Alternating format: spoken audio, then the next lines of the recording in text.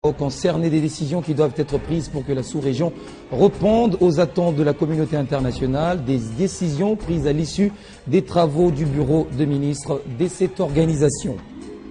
Si vous êtes à l'étranger, nous sommes à Kinshasa. Bienvenue à tous et merci de nous recevoir chez vous à 40 jours, à 41 jours de la tenue du 14e sommet de la francophonie à Kinshasa. C'est une vaste campagne de communication qui a officiellement été lancée ce samedi au Grand Hôtel de Kinshasa, une séance durant laquelle le commissaire général adjoint chargé de la planification y suivi, ainsi que le président de la cellule de communication du comité national d'organisation étaient en face de la presse dans un échange d'informations sur les stratégies de communication et d'autres questions y afférentes. C'est pas un thème que je devais utiliser. Lancement de la communication stratégique sur le 14e sommet de la francophonie, mais aussi matinée d'échanges d'informations entre les organisateurs et leurs partenaires, les hommes de presse, venus considérablement nombreux ce samedi. De la structuration du comité national d'organisation aux conditions d'accréditation et à la stratégie de communication, tout a été porté à la connaissance des journalistes. Oui, aujourd'hui nous avons lancé ici à Kinshasa la campagne nationale de communication du 14e sommet qui va permettre à l'ensemble de la population d'accéder aux informations de préparatifs du sommet, le message du sommet avec les spots publicitaires qui seront mis à la disposition du grand public, mais également l'accompagnement de tous les journalistes nationaux et internationaux. Quant à la manière dont les choses seront organisées dans ce sommet côté presse, même si c'est pour être en phase avec les standards internationaux, les commentaires sont diversement émis. Je pense que c'est bon dans la mesure où ce qui semble être flou dans le domaine de la communication commence à s'éclairer. Mais il ne faudrait pas qu'on nous demande de pouvoir prendre effectivement tout ce que la RTNC va faire, d'autant plus qu'il y a certaines choses, moi je peux dire que non, ça je trouve essentiel, je vais prendre ça, j'exploite cet aspect de choses, et c'est ça ce qui fait la beauté du journalisme même. Le sommet de Kinshasa est une passe en or pour le journaliste congolais pour vendre une bonne image de son pays, souvent victime d'une campagne de dénigrement des médias étrangers. Oui, les journalistes ont le devoir de soigner l'image de la RDC, surtout en cette période où nous avons l'obligation d'organiser un sommet international. Mais justement, les devoirs et aux services qui coordonnent la communication, de voir qui doit être où. Si déjà on s'est désigné, qui doit travailler à quel niveau, quel travail pour quel résultat, je pense que l'image sera bien gérée. Plus que quelques semaines avant la tenue du 14e sommet de la francophonie tant attendu à Kinshasa. Visiblement, les organisateurs entendent mettre tout le paquet pour un sommet mémorable, sinon réussi. Le chef du gouvernement, Matata Ponyo, se veut de plus en plus un homme de terrain. Vendredi, le Premier ministre était une fois de plus en visite d'inspection de différents chantiers en cours à Kinshasa. Plusieurs chantiers ont été visités, mais focus aujourd'hui essentiellement à l'aéroport international de Kinshasa. Le Premier ministre Augustin Matata Ponyo multiplie les descentes sur terrain, une meilleure manière pour lui de s'imprégner de réalité à la source. Lors de sa longue visite d'inspection, plusieurs sites ont été visités, dont un des sites le plus stratégiques, l'aéroport international de Kinshasa en pleine mutation. Arrivé sur place, le Premier ministre et sa délégation ont visité tour à tour l'hangar technique, la piste et l'aérogare, dont la façade rend déjà l'image d'une aérogare moderne. Ici, M. Blatter, directeur général de Safricas, entreprise chargée de la réhabilitation de l'aérogare, remis au Premier ministre sa maquette. Au niveau de l'hangar technique, le chef du gouvernement a instruit les responsables de la RVA de voir cet espace vidé de toutes les épaves, car, poursuit-il, c'est un lieu qui ne peut se transformer en dépotoir d'épaves d'avions.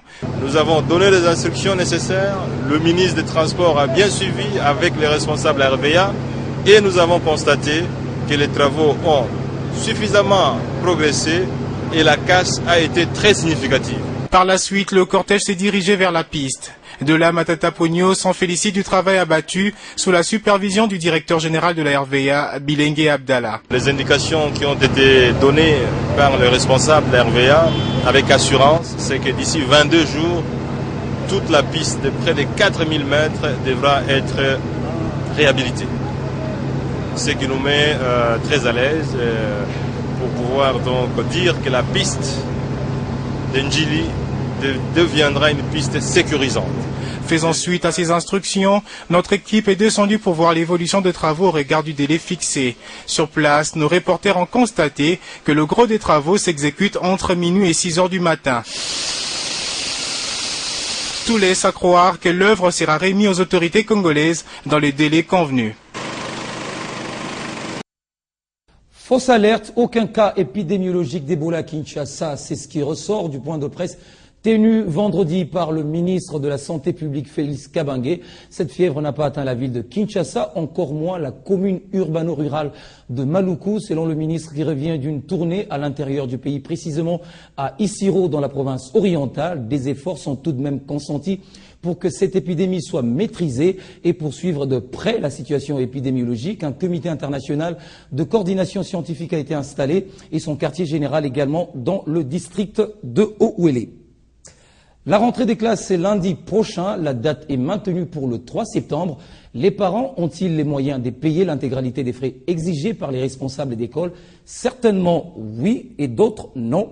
Ceux-là craignent de garder leurs enfants à la maison le 3 septembre, mais le gouvernement provincial de Kinshasa envoie les enfants à l'école. Suivez ces reportages.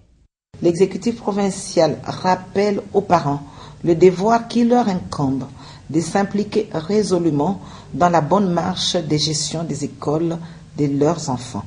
Ce faisant, et au regard de l'impératif du respect du nombre des jours constitutifs d'une année scolaire, il leur est demandé d'envoyer dès ce lundi 3 septembre 2012 leurs enfants à l'école.